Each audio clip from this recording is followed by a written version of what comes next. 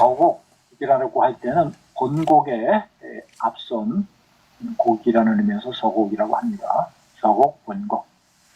네, 이건 법에 대해서 쓰는 거니까 법의 서곡이라고 할 수 있겠는데요. 비유적 표현이고, 법의 전문, 각 법조문 앞에는 전문이 있어야 된다고 플라톤은 본다는 건데요. 이 서곡과 관련된 얘기는 계속 미루었는데 더 미룰 수가 없겠습니다. 오늘은 얘기를 하도록 하겠습니다.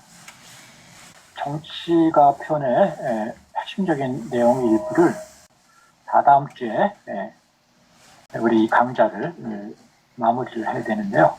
그때 정치가에 대해서 좀 얘기하겠습니다. 국가에 대해서는 얘기했는데 정치가의 주 핵심 내용을 얘기를 못했던 것 같아요. 아마 다음 주 마지막 수업에서는 국가, 정치가 법률을 한데 엮어서 플라톤의 정치 철학을 전체적으로 한번 조망하는 시간도 가져보겠습니다. 물론 다음 주에는 11장과 12장도 해야 돼요. 특히 11장은 조금 가볍게 넘어가도 될 것 같고 12장을 잘 다뤄야 될 것 같습니다. 자, 정치가에서 요 얘기는 지난번에 보여드린 적이 있었는데, 정치가에서는 만일 강요하는 이가 어떤 조건을 갖고 있든 그가 이로운 일들을 한다면 이것이 나라의 바른 경영이 가장 참된 기준이 되어야 한다고 이야기가 됩니다. 나라의 가장 참된 경영의 기준이 뭐냐? 시민들에게 이로운 일을 하는 게 중요하다는 얘기죠. 서로 시민들에게 어떤 일을 강요하고 다소 억압적으로 통치하더라도 시민들을 이롭게 하면 그게 최선이라고 보는 거예요. 네.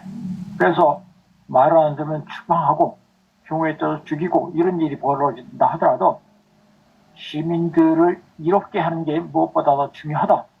이런 식의 얘기가 나오거든요.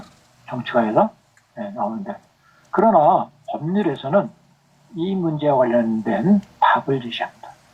새로운 답을 제시해요. 강요가 아니라 설득에 의한 통치가 법률에서는 중시된다는 겁니다. 이런 일이라고 해서 우격다짐으로 무조건 따르게 해서는 안 된다는 겁니다.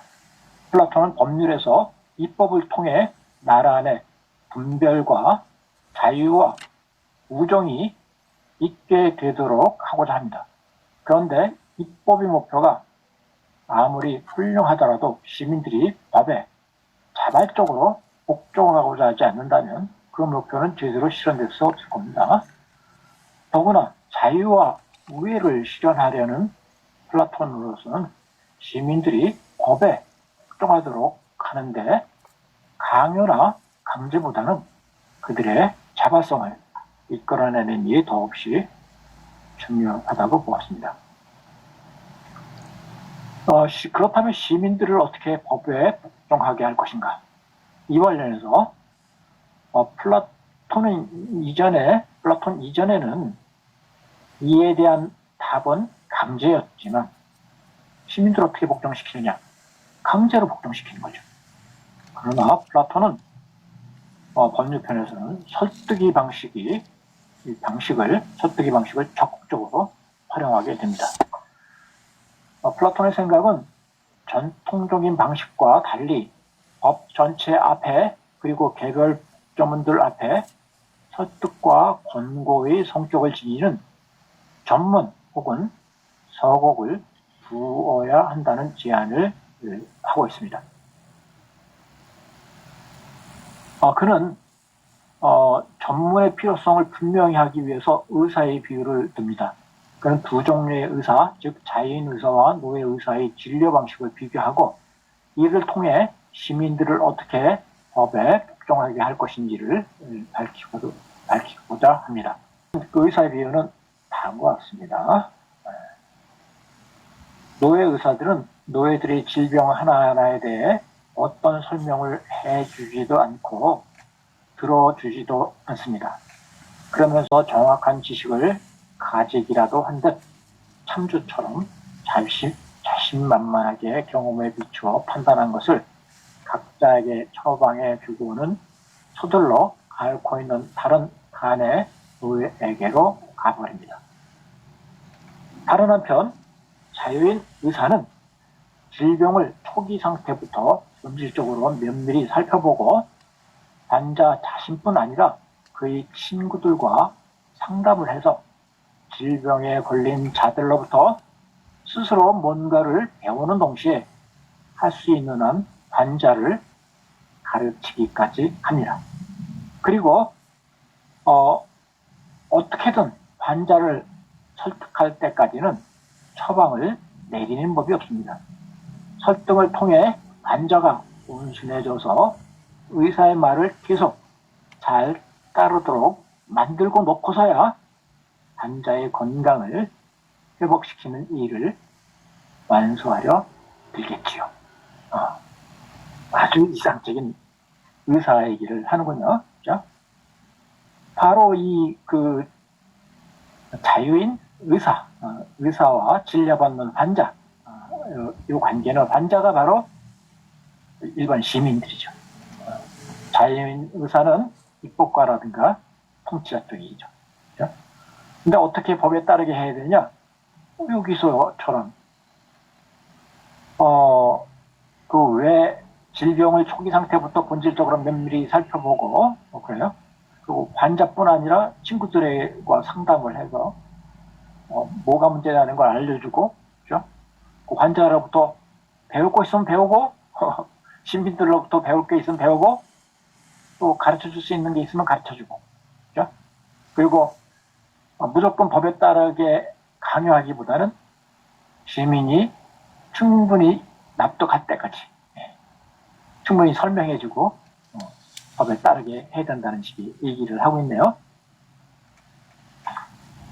그러니까 노예 의사는 제대로 된 의술을 익히지 못한 자로서 설득 과정 없이 일방적으로 처방을 내리는 강제적인 진료 방식을 취하는 것이고요. 반면 자유인 의사는 진정으로 의술을 갖고 있고 강제 대신 설득을 중시하는 자로서 환자 쪽의 이야기를 충분히 듣고 질병의 원인을 밝혀 설명해주고 환자의 동의를 얻어낸 후 처방을 하는 방식을 취한다는 겁니다.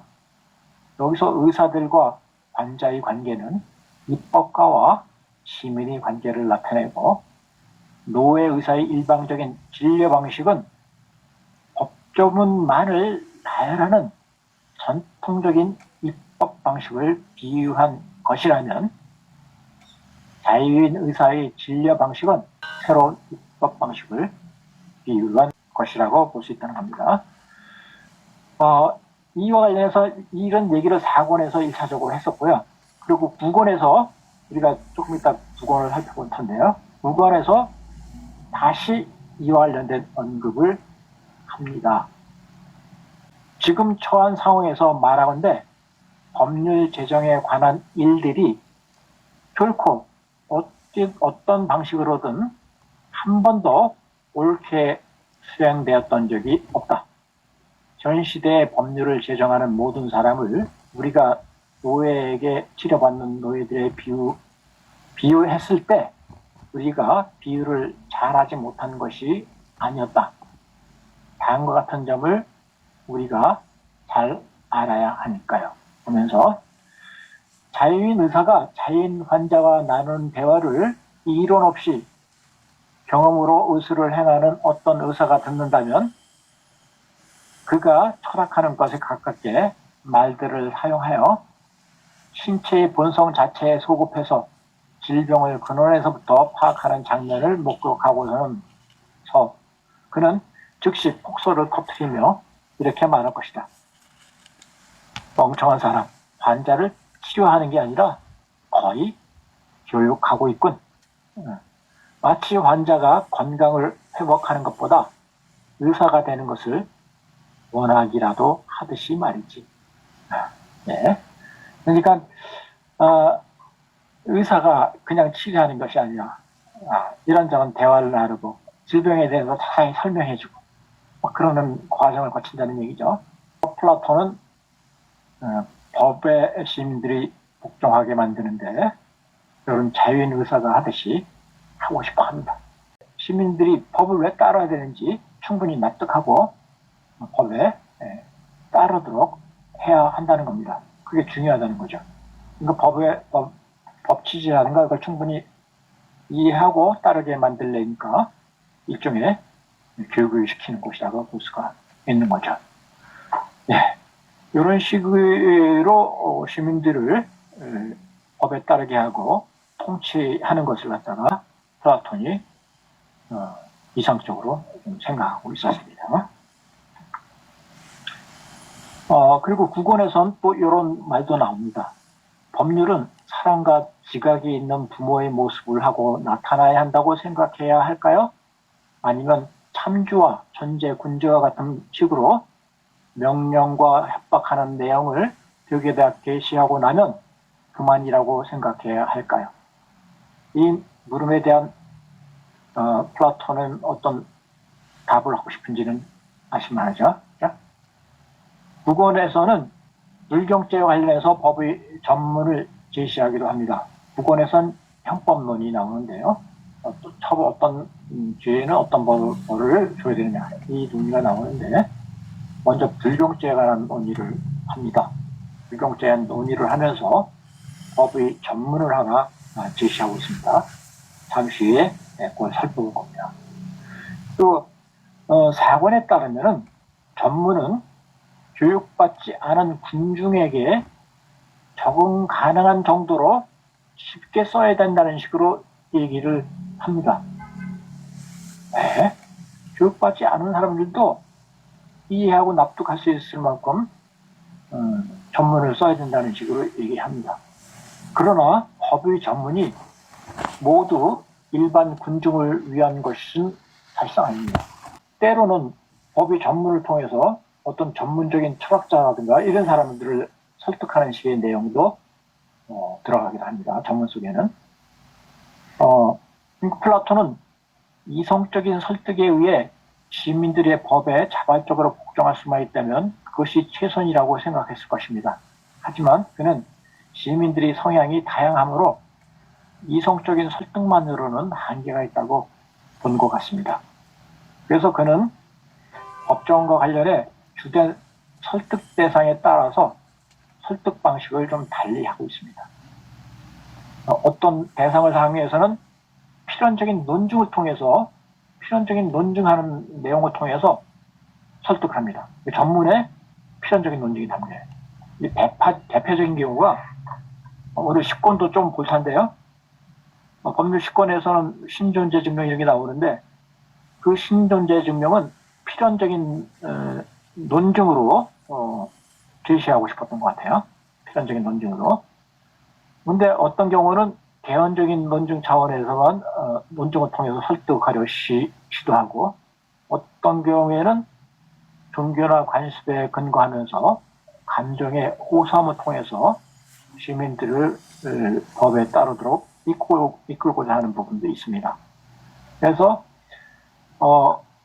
모든 사관에서 교육받지 않은 군중에게 적용 가능한 정도로 쉽게 써야 된다고 전문이 얘기하는데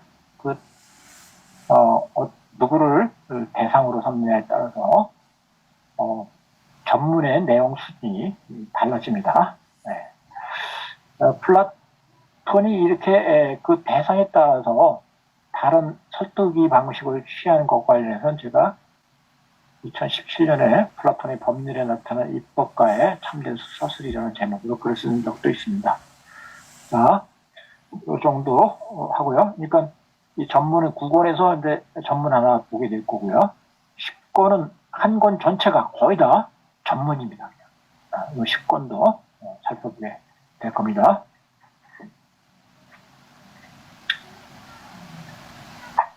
형법론 9권에서는 형법론이 나오는데요. 주요 형벌에 관한 논의는 9권에서 시작돼서 11권까지 쭉 이어집니다. 하여권에서도 어떤 잘못에 대해서는 어떤 처벌을 해야 되느냐 얘기가 있었는데요. 주요 형벌에 관해서는 이제 9권에서 논의가 시작되고 11권까지 이어집니다. 그리고 10권은 무신론의 문제가 중심 논의가 되고 이후 11권은 계약과 거래에 관한 내용이 주를 이루게 되는데 반해 우리가 지금 살펴본 9권은 절도, 살인, 상해 등 형법의 주요 대상들이 다뤄지고 있습니다. 이 점에서 9권은 플라톤의 형법 이론을 집중적으로 살펴볼 수 있는 부분입니다. 근데 제가 형법에 관해서 일일이 콜콜이 살펴보지는 않을 겁니다. 우리는 거기서 철학적으로 좀 의미 있는 부분을 추려서 읽도록 하겠습니다. 일단 마그네시아에도 흉악범이 존재할까? 네. 새롭게 건설하는 나라인 마그네시아는 덕의 함양을 위한 모든 올바른 제도를 갖추고 있어서 심각한 악덕에 가담하는 자가 생길 것에 대비해서 형벌에 대해 논하는 것은 수치스러운 일이다는 식으로 얘기합니다. 우리가 아주 법체계를 잘 갖추고 그랬는데 그래서 시민들이 덕을 함양을 잘할 수 있도록 교육제도도 갖추고 법도 갖추고 그랬어요. 근데 이 나라에 흉악범들이 등장할 것이라고 가정하고 형벌에 대해서 논하는 것은 좀 수치스러운 일이라는 거예요. 하지만 사람 일은 모르는 것이니 범죄를 어떻게 다스릴지 논의에 두도록 하자고 합니다.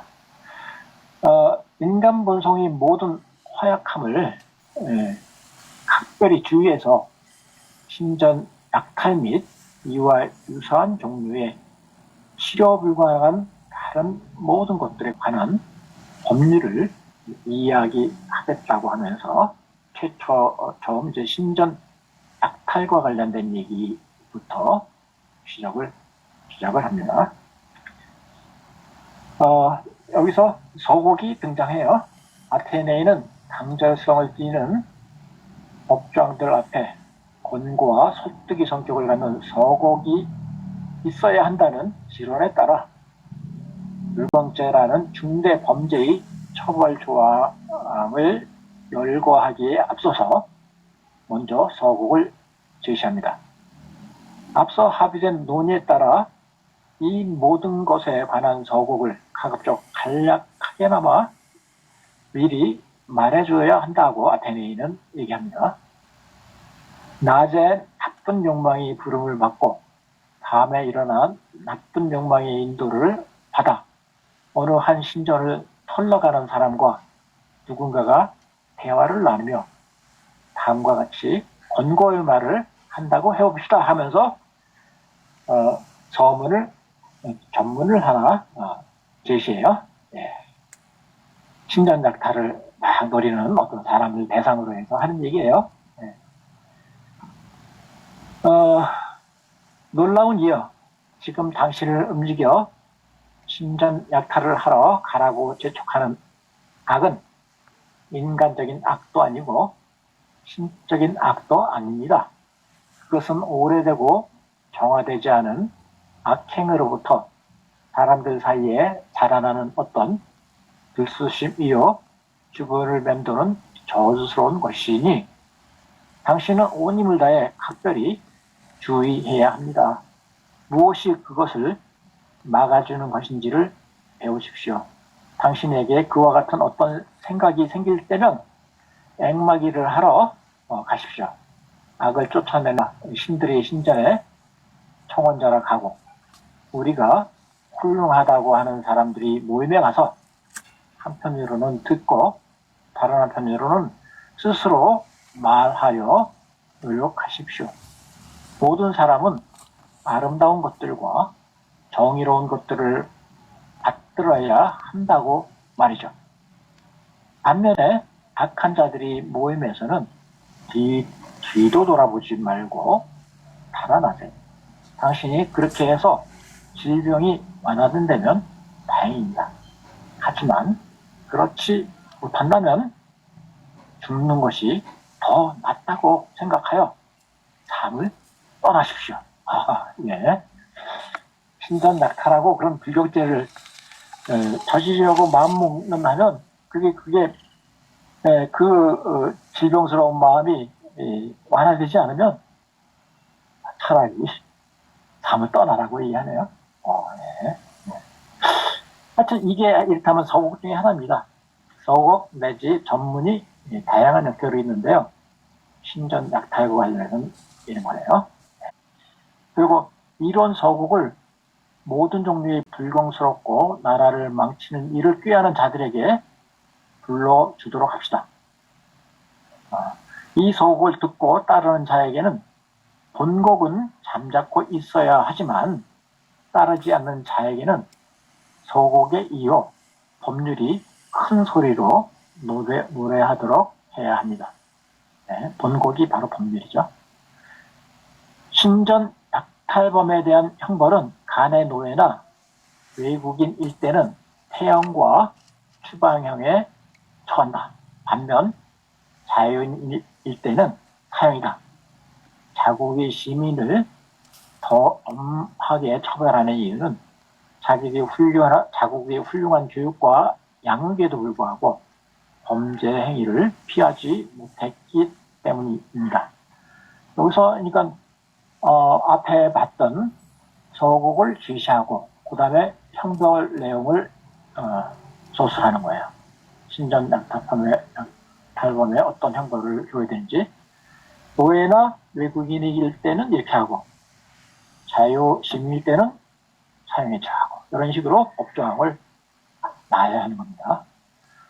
또 법률을 예속시키는 한편 나라를 파당에 복속시키며 폭력으로 모든 일을 행하는 다른 불경죄로 반역자와 나라의 법률을 폭력으로 망치는 자, 반역 행위를 하는 자, 그리고 법률을 폭력적으로 망치는 자, 이런 자들의 경우는 다스결에 의해서 사형에 처해야 한다고 말하는군요. 그리고 절도에 대한 처벌은 수위가 높은 아주 사형이라든가 그에 준하는 중대 범죄에 대해서 먼저 얘기를 해두는 겁니다. 그 다음에 절도에 대한 처벌은 절도된 것의 크기와 무관하게 2배 배상을 해야 된다. 벌금이 모자란 만큼은 벌금이 모자라다면 징역을 살게 해야 된다라고 얘기하네요. 지금 고대 그리스에서 이 아테네에서 징역형이라는 건 없었다고 합니다. 징역형이라는 건 없었는데 아마 지금 플라톤은 벌금이 부족한 경우에는 징역을 살아야 된다라고 얘기를 하네요. 그리고 이런 얘기보다 조금 더 흥미로운 얘기는 이런 겁니다. 형벌론의 철학적인 기본 원리. 플라톤 형벌론의 기본 원리는 뭐냐면요.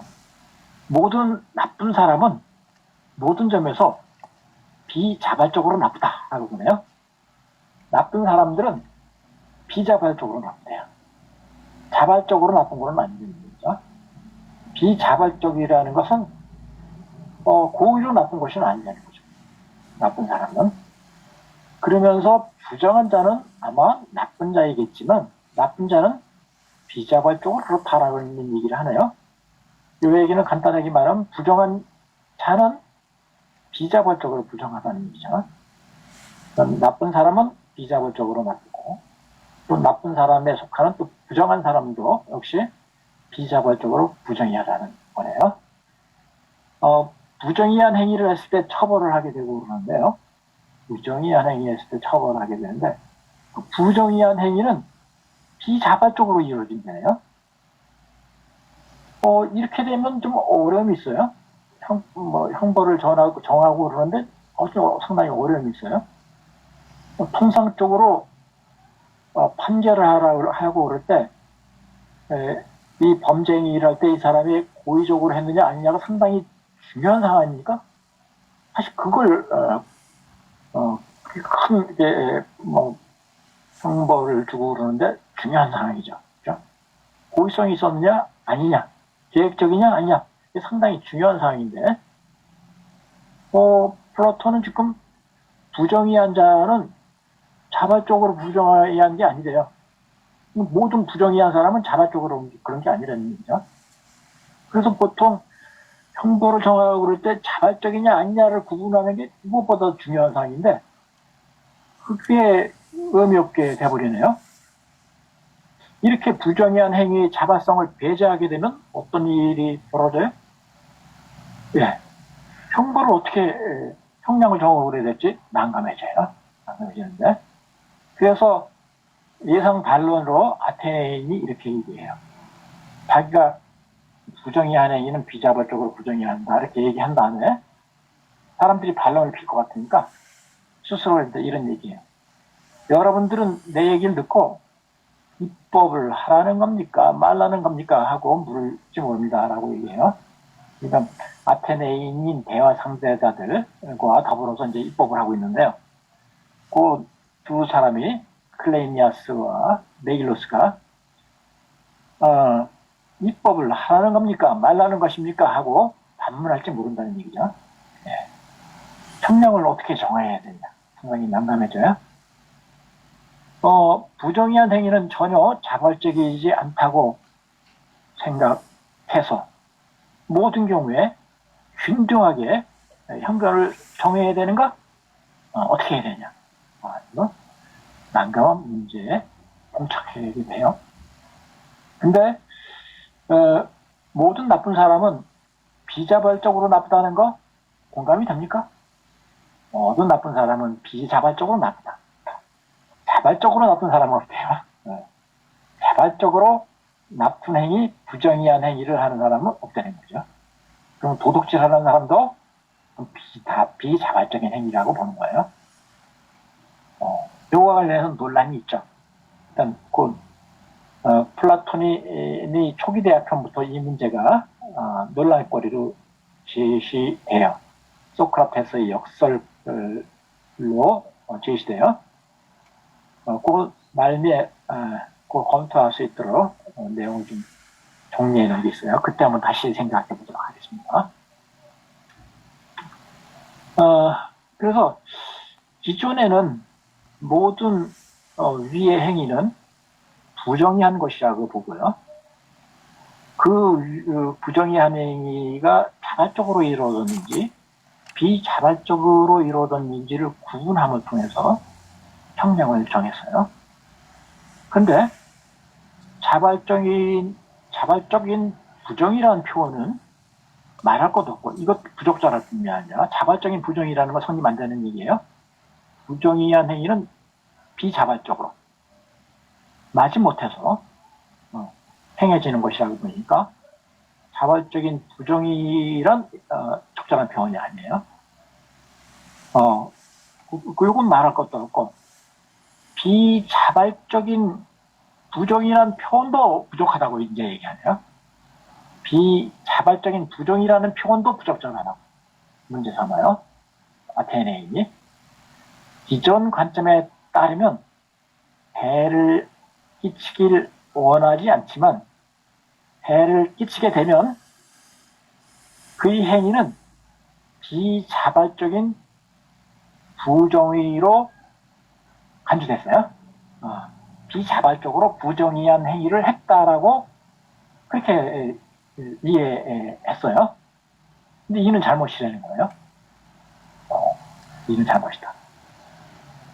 지금 미묘한 문제를 지금 아테네인이 건드리고 있습니다. 해를 끼치길 원치 않았어요. 근데 해를 끼치게 됐어요. 그러면 해를 끼쳤으니까 부정의한 행위라는 거고, 끼치길 원치 않았으니까 비자발적인 거고, 그래서 비자발적인 부정의로 봐야 된다는 건데요. 이게 잘못된 표현이래요. 그러면서 어떻게 이해해야 되냐 하면서 아테네인이 말하는 게 정의로운과 부정의한가는 정의로운 성품과 성향으로 말미암아 누군가에게 이득을 주거나 해를 주었는지를 보아야 하며 이 두 가지 즉 부정의와 위의 행위에 주목해야 한다라고 말을 하네요. 그래요? 부정의한 행위인가 아닌가를 판단할 때 뭐를 주목해야 되느냐? 정의로운 성품을 갖고 행한 거냐 아니냐를 주목해 보라고 얘기하네요. 성품 얘기를 하고 있어요. 성품 그리고 성향이라는 표현을 트로포스를 성향으로 우리 법률에 번역되어 있는데요. 생활 방식으로 바꿀 수도 있어요. 정의로운 성품과 정의로운 생활 방식으로 말미암아 누군가에 해를 주거나 그랬는지 아니면 나쁜 정의롭지 못한 성품이나 정의롭지 못한 생활 방식으로 인해서 문제를 야기했는지 이걸 지켜봐야 된다는 얘기예요. 이걸 봐야 돼요. 근데 뭔가 부정의한가 아닌가 판단할 때 성품을 봐야 된다. 이건 오늘날 덕률이라고 해요. 이걸 중시하는 입장을. 어떤 사람이 행위를 갖다 선한 행위를 볼 건지 선하지 않은 행위를 볼 건지 판단을 할 때 단지 행위만 봐서는 안 된다는 얘기죠. 그 행위가 어떤 결과를 초래하느냐라든가 형식적으로 그 의무에 따른 행위냐 아니냐 그런 것만 봐서는 안 된다고 봐요. 의무에 따른 행위냐 아니냐를 보는 게 칸트고요. 결과가 어떤가를 주목하는 입장이 공리주의적인 입장인데 이런 거 부정하고 현대의 덕률리는 그래서 어떤 사람이 선한 한 행위가 선하냐 아니냐를 판단하려면 그 행위한 사람의 성품이 어떤가를 봐야 된다고 봐요. 그래야지 제대로 판단할 수 있다는 식의 입장을 가져요. 그래서 무엇보다 중요한 거는 좋은 성품을 갖추는 게 중요하다. 그래야지 훌륭하게 행위하고 행복한 삶을 살 수 있다. 이런 논지를 덕률을 가지고 있어요. 하여튼 성품을 중시하는군요. 정의로운 성품에서 비롯된 행위냐 아니냐 이걸 주목해 봐야 된다. 여기서 지금 우리가 다루고 있는 부분이 아주 미묘한 부분이에요.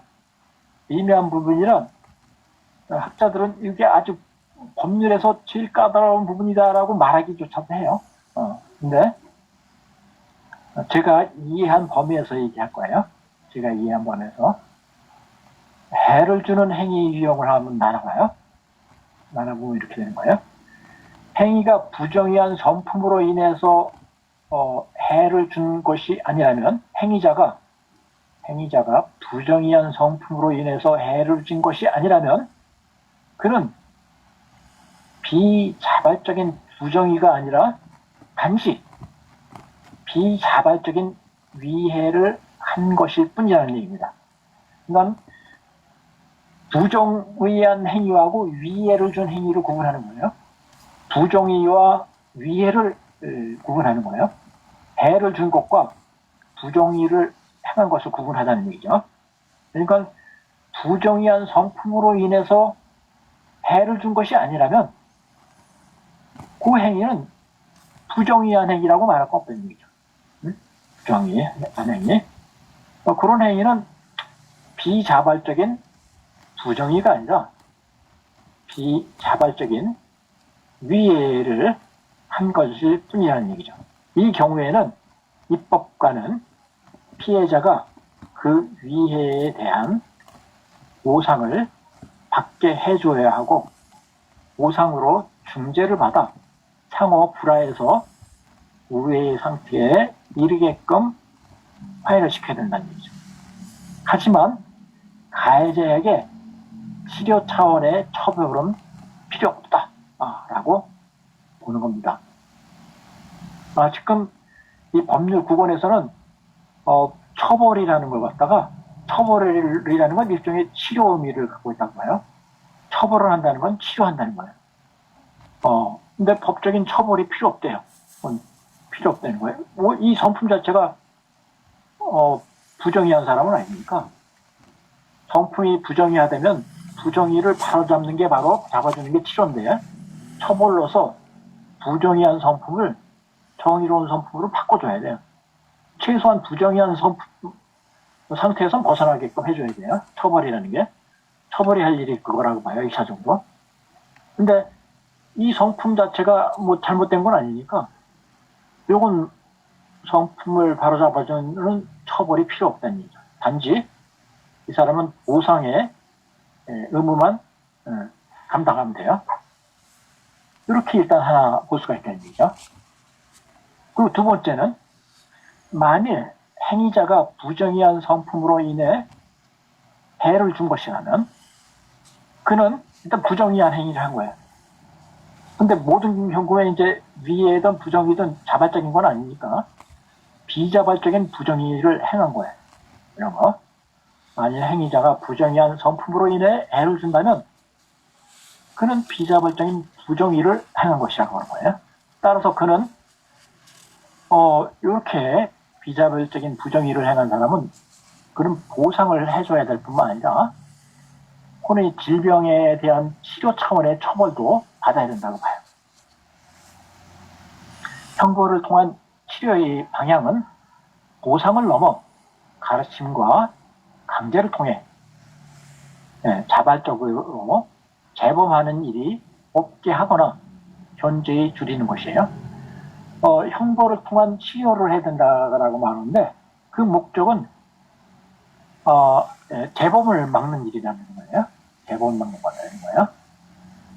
그러면 치료는 어떻게 이루어져야 되느냐가 이제 문제가 되는데 여기서 좀 이상한 표현이 하나 있어요. 형벌을 통한 치료의 방향은 자발적으로 재범하는 일이 없게 해야 된다라는 식으로 표현하네요. 근데 범죄를 저지르는 건 어차피 자발적으로 하는 건 아니라고 전제했었잖아요. 아테네 행위 있죠. 모든 나쁜 행위, 부정의한 행위는 자발적으로 하는 건 아니라고 봐요. 자발적으로 하는 건 아니에요. 근데 마치 자발적으로 재범을 하는 것처럼 표현하는 게 좀 부주의한 표현 같아요. 플라톤이 부주의에게 썼던 것 같아요. 요건 조금 요걸 그대로 받아들이면 앞에 문장하고 앞에 자발적인 것에 대한 의미가 충돌하는 게 좀 있네요. 문제는 있어요. 자, 일단은 그래요. 해를 주는 행위가 있는데 유해 행위, 해를 주는 행위, 이거 위해 행위가 있어요. 위해 행위가 두 종류가 있어요. 두 종류가. 이렇게 좋은 성품을 갖고 있는데, 근데 좋은 성품에서 어떤 행위를 했는데 남에게 해를 줬어요. 그럴 경우에 그런 위해 행위는 부정의한 행위가 아니라는 얘기죠. 부정의한 건 아니라는 얘기죠. 그거는 뭐 일종의 과실 같은 거예요. 오늘날 관점에서 보면 그렇게 보는 거고. 근데 그 성품 자체가 부정의해요. 부정한 성품으로 인해서 해를 준 것이라면 그것은 부정의예요. 그 위에는 그런 식의 위에는 부정의가 된다는 얘기죠. 부정의가 되는 거고, 굳이 말한다면 그건 비자발적인 부정의가 된다는 얘기죠. 그죠? 네. 네. 여전히 일단 왜 위의 행위든 부정의한 행위든 다 비자발적이라고 모든 걸 다 비자발적이라고 하는데 아주 계획범죄까지도 비자발적인 행위라고 보는 셈이에요. 플라톤이요. 그죠? 이걸 어떻게 이해되는지 나중에 좀 더 생각을 해보죠. 그렇게 보고 치료 형태는 어떤 식으로 돼야 되냐면 형벌의 방식은 말과 행동으로 이루어진다고 하는 거. 우리는 그에게 쾌락을 줄 수도 있고 고통을 줄 수도 있다. 그리고 명예를 줄 수도 있고 불명예를 줄 수도 있다. 그러니까 치료하기 위해서 쾌락을 줄 수도 있고 고통을 줄 수도 있고 잘 선택해서 해야 된다는 얘기죠. 칭찬도 해주기도 하고 비난도 하기도 하고 그에게 벌금을 물릴 수도 있고 선물을 줄 수도 있대요. 예. 다양한 방식을 취해봐야 된다는 거죠. 요컨대 어떤 수단을 동원해서라도 우리는 부정의는 미워하게 만들고 참된 정의는 갈망하거나 미워하지 않도록 만들어야 한다는 겁니다. 네. 부정의는 미워하고 정의는 갈망하거나 미워하지 않도록 만드는 것. 이게 바로 형벌에 의한 처벌을 통해서 달성하고자 하는 거예요. 바로 이것이 가장 아름다운 법의 구실이라는 거죠. 적어도 법이 훌륭한 법이고 아름다운 법이 되려면 그 법의 처벌로 범죄자들이 이런 마음을 갖도록 해야 된다는 거예요. 그런데 치유가 불가능한 사람이 있을 수가 있다는 거예요. 아무래도 치유가 불가능한 사람이 있어요. 구제 불가능한 사람이 있어요. 이런 치유가 불가능한 사람에게 대한 형벌은 사형이라고 바꿉니다. 사형제도를 인정합니다. 앞서 불경죄에 대해서 사형을 시켜야 된다라는 식의 얘기를 했었죠. 플라톤은 법률에서 이들은 더 살지 않는 것이 자신들을 위해서도 더 낫고 그들이 삶을 중단하는 것이 다른 사람들에게 부정한 행동을 해서는 안 된다는 본보기가 되고 악인들이 없는 나라를 만든다는 점에서 다른 사람에게 이중으로 이로움을 줄 수 있다고 말을 하는군요. 그러니까 치유 불가능한 사람에 대한 사형을 처하는 건 그 본인에게도 좋고 또 타인에게도 이중적으로 이롭다고 하는군요. 네. 그래서 사형을 옹호하네요. 이 구조를 보면 플라톤이 처벌을 치유로만 이해하고 있지는 않은 것 같아요. 처벌의 목적은 단지 치유만 있는 것 같지는 않아요. 좀 넓은 것 같아요. 법률에서의 처벌은 다른 사람들이 범죄에 대한 경각심을 가지게 하는 예방의 목적 같은 것도 있는 것 같아요. 본보기를 보여주는 편에서. 보통 처벌의 문제를 다룰 때는 크게 두 입장이 나눠집니다. 하나는 응보주의적인 처벌관이 있고 하나는 결과주의적인 처벌관이 있습니다. 응보주의적인 처벌관은 뭐 이에는 이, 귀에는 귀 이런 식이죠. 어떤 불의를 저질렀으면 그에 똑같은 상응하는 뭐를 줘야 된다는 거죠. 응보주의, 거의 보복주의적인 거예요. 네. 그런 거고요. 결과주의는 처벌은 그런 식으로 이루어져서는 안 되고 응보주의적인 관점에서만 안 되고 결과주의적인 관점. 이 처벌을 했을 때 본인이 재발을 방지한다든가 그리고 이 사람을 처벌함을 통해서 유사 범죄가 발생하는 걸 예방한다든가 그런 효과를 노리고 처벌을 해야 된다가 결과주의적인 관점이죠. 지금 플라톤 쪽에서는 사실 두 개 측면이 다 있어요. 응보주의적인 처벌과는 보상 차원에서는 응보주의죠. 손상시킨 만큼 손해를 입힌 만큼 보상을 해줘야 된다는 건 그 측면에서는 응보주의적인 관점이네요. 그 나머지 측면에선 결과주의적인 관점을 취하고 있네요. 두 가지 측면을 취하고 있습니다.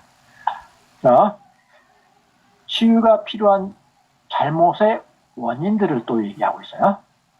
사람들이 왜 잘못된 행위 내지 부정의한 행위를 하느냐.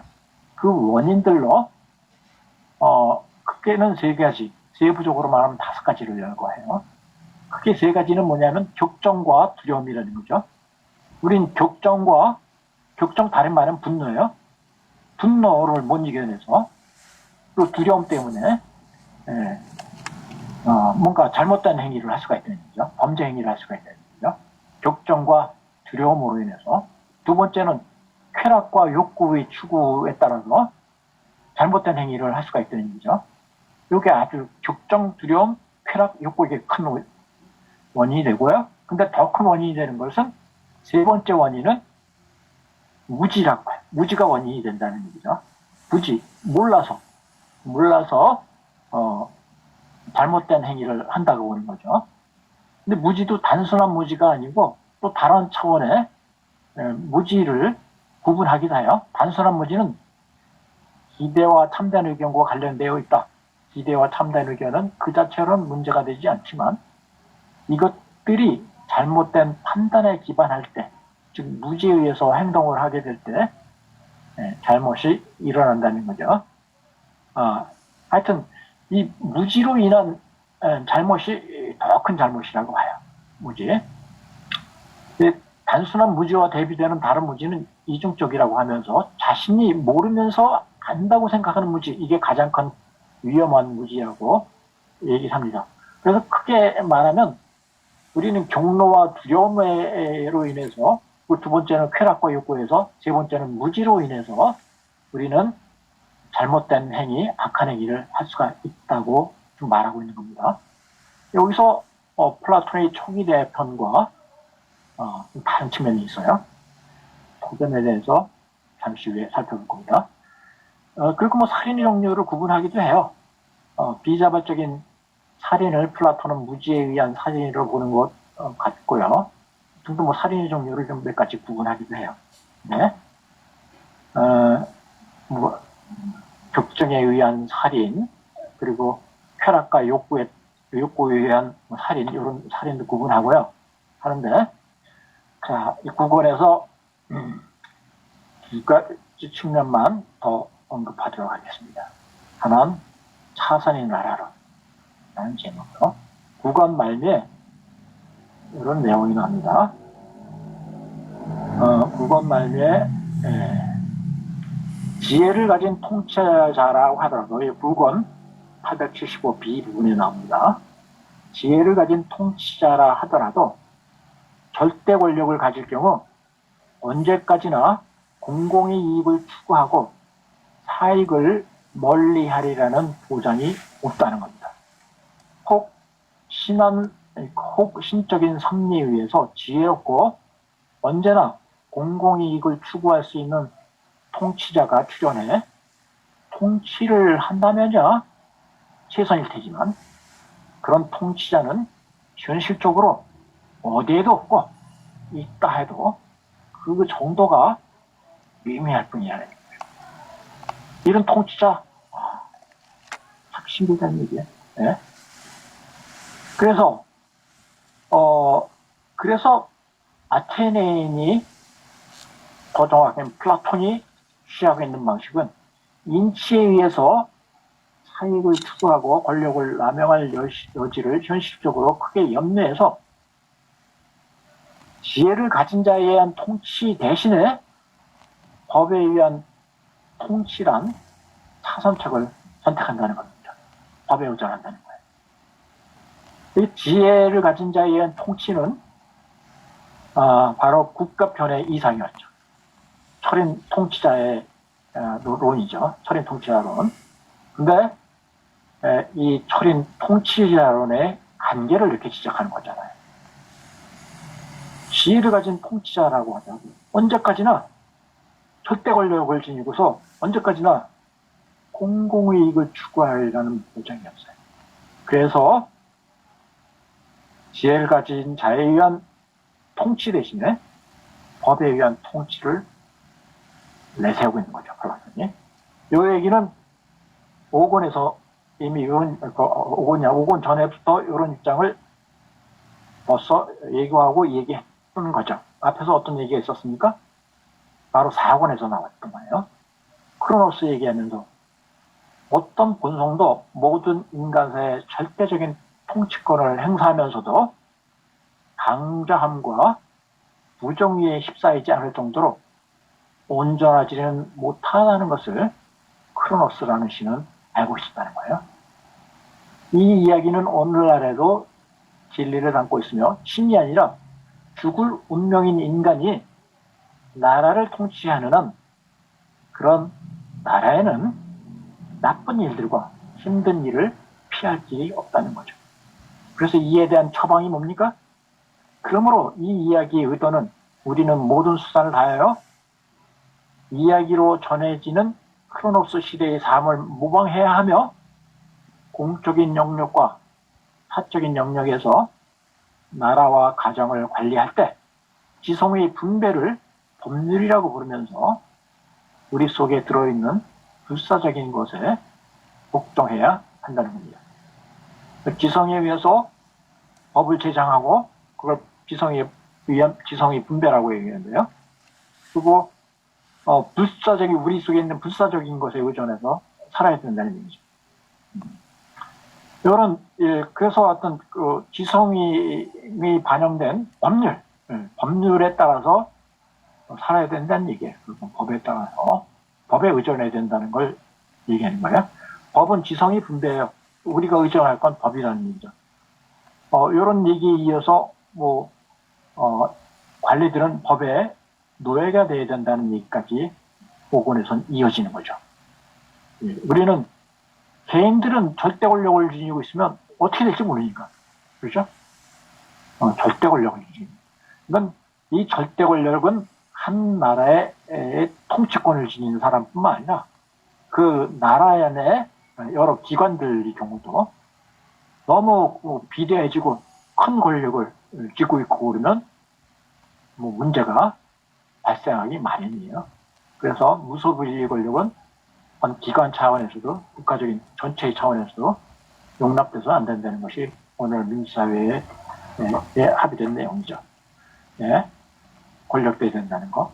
요 얘기를 갖다가 지금 그 4권에서 이렇게 하고 5권에서 법률의 노예가 돼야 된다. 관리들은, 통치자들은 이런 얘기해요.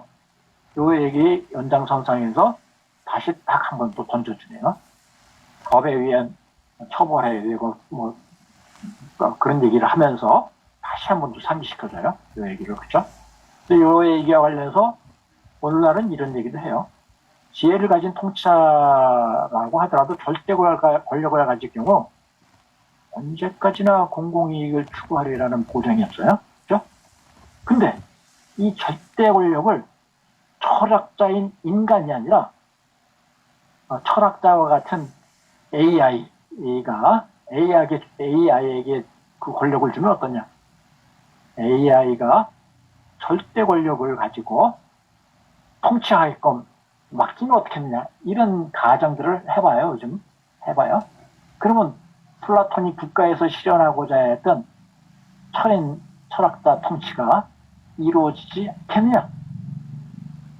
여기서 전제는 AI는 사익을 추구하지 않으리라는 걸 전제하고 하는 얘기죠. 그렇죠?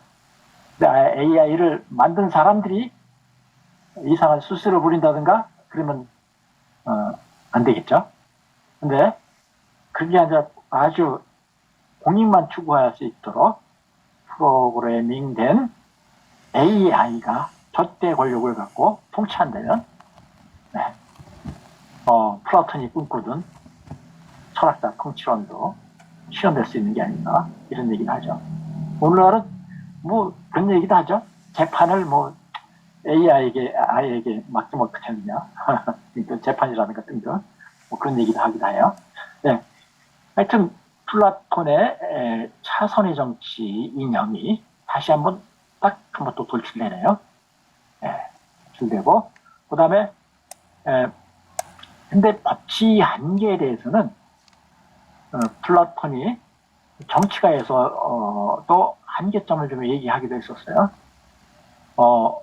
법이나 규정 그 어느 것도 암보다는 우월하지 않으며 지성이 그 어떤 것이 시정이거나 노예라는 것은 이치에 맞지 않으며 오히려 그것이 모든 것을 다스리는 것이 이치에 맞는다 하면서 법과 암 내지 지식을 대비시켜요. 그리고 규정과 법이 대부분의 경우를 보고 살피지만 모든 경우에 다 그렇게 할 수는 없다. 이처럼 법에는 한계가 있음. 법은 대체적으로 좋은 결과를 예상되는 걸 이제 법으로 제정하잖아요. 근데 그 법 적용을 통해서 피해가 보는 사람도 있고 등등 그런 사례가 발생할 수 있죠. 그래서 법이라는 건 대부분의 경우를 보고 제정될 뿐이에요. 그래서 세세하게 개인들의 사정을 다 반영한 법에 따른 통치를 하면 그런 걸 할 수 없어요. 근데 그런 법의 한계가 있음에도 불구하고 플라톤은 철인 통치자보다는 법에 의한 통치 쪽을 내세우게 되었다는 거죠. 법률에서는. 플라톤의 초기 대표라고 법률을 조금 비교해 보고요. 10권, 10권을 들어가도록 하겠습니다.